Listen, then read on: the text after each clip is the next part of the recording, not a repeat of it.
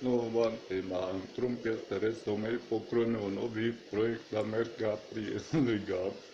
A Englezi kažu pa Ameri su toliko moćni u Engleskoj, mislimo da nas oni non stop maltretiraju.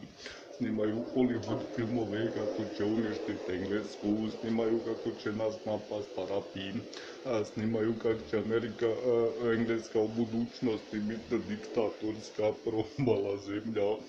Znači, Englezi misle da su Ameri već neprijatelj, samo što ne postoji način da se pobune protiv Amerike, jer je Amerika prevelika i moćna.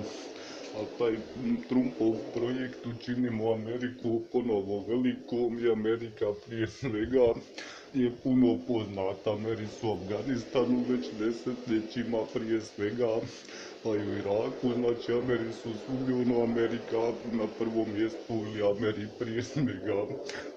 Samo što to velika Amerika ili Učinimo ponovo Ameriku velikom, taj nikad nije baš uspješan, nego polako to uvijek probadi.